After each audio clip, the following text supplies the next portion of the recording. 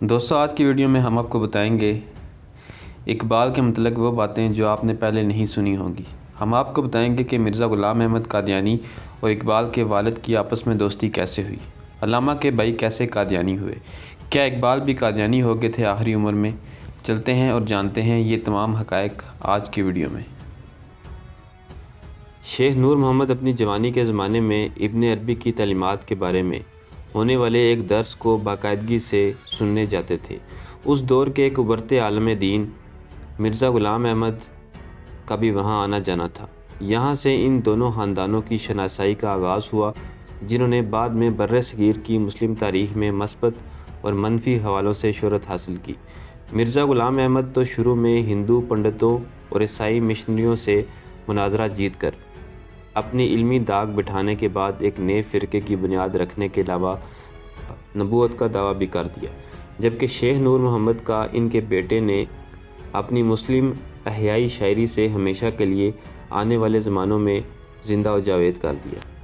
مرزا غلام احمد کی احمدیہ جماعت کا ظاہری بیس چونکہ لوگوں کو منکرات سے ہٹا کر اصل اسلام کی طرف بلانا تھا، اس لیے اس زمانے کے بہت سے سادہ لو مسلمانوں نے اس جماعت کا رخ کیا۔ اولاً لوگوں کو مرزا غلام احمد کو مصلح اور مجدد کی حیثیت سے متعارف کرایا جاتا تھا، لیکن جب وہ پوری طرح رام ہو جاتے تھے تو پھر ان کی خود ساختہ نبوت کی پٹری پر چڑھایا جانا احمدی جماعت کا مشہور طریقہ واردات تھا۔ اقبال کے خاندان کی چونکہ مرزا صاحب سے پرانی دعا اسلام تھی، اس لیے ان کا یہ پرچار وہاں بھی پہنچنا شروع ہو گیا۔ یہ زمانہ اقبال کے اوائل جوانی کا تھا، جب وہ اعلیٰ تعلیم کے لیے یورپ روانہ ہو رہے تھے۔ اس سفر کے لیے اقبال کا سارا خرچہ ان کے بھائی شیخ عطا محمد نے اٹھایا۔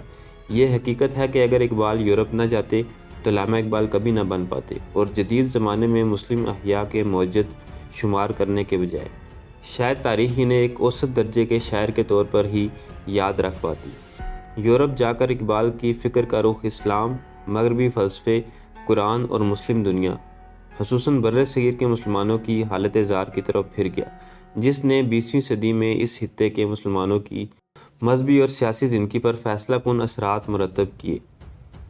اقبال کے بڑے بھائی ان کے اور تمام مسلمانوں کے محسن شیخ عطا محمد نے اسی اثناء میں قادیانیت قبول کر لی تھی۔ بعد میں جب اقبال وطن واپسی کے بعد اپنی شاعری کے ذریعے مسلم فکر کی تشکیل نو میں مصروف تھے تو بارہا احمدی جماعت کی طرف سے یہ کوشش ہوتی رہی کہ اقبال بھی احمدی جماعت میں شامل ہو جائیں، لیکن حکیم الامت پر ان کا کوئی جادو نہ چل سکا۔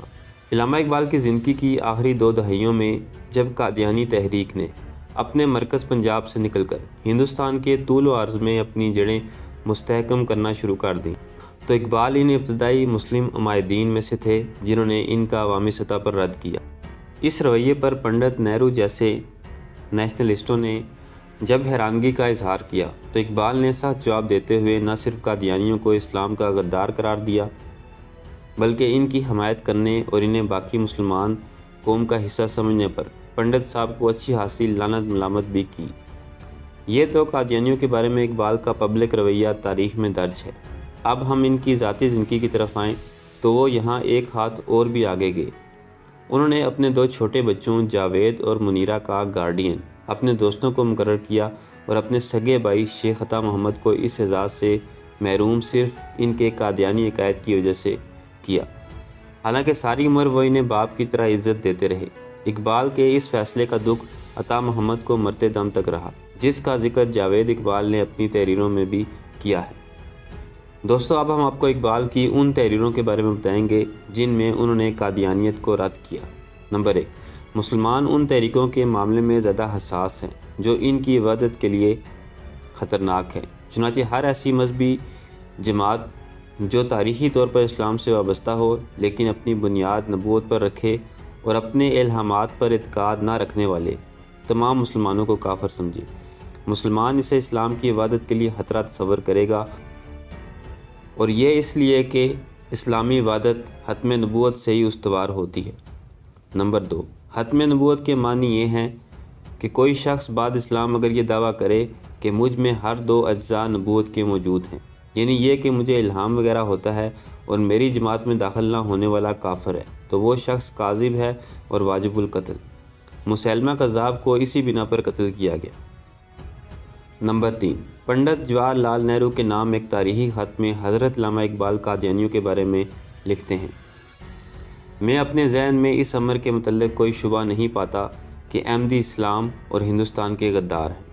نمبر 4، میری رائے میں قادیانیوں کے سامنے صرف 2 راہیں ہیں، یا وہ بھائیوں کی تقلید کریں اور ختم نبوت کے اصول کو صریحاً جھٹلا دیں، یا پھر ختم نبوت کی تعویلوں کو چھوڑ کر اس اصول کو اس کے پورے مفہوم کے ساتھ قبول کر لیں۔ ان کی جدید تعویلیں محض اس غرض سے ہیں کہ ان کا شمار حلقہ اسلام میں ہو تاکہ انہیں سیاسی فوائد پہنچ سکیں۔ نمبر 5، علامہ نے 1936 میں پنجاب مسلم لیگ کی کونسل میں قادیانیوں کو ایک غیر مسلم اقلیت قرار دیے جانے کی تجویز بھی پاس کرائی۔ صوبائی اور مرکزی اسمبلی کے لیگی امیدواروں سے حلفیہ تحریری اقرار نامہ لکھوایا کہ وہ کامیاب ہو کر قادیانیوں کو غیر مسلم اقلیت قرار دیے جانے کے لیے آئینی اداروں میں مہم چلائیں گے۔ تو دوستو، یہ تھی میری آج کی ویڈیو پسند آئے تو چینل کو سبسکرائب کریں۔ ملتے ہیں اگلی ویڈیو میں۔ اللہ حافظ۔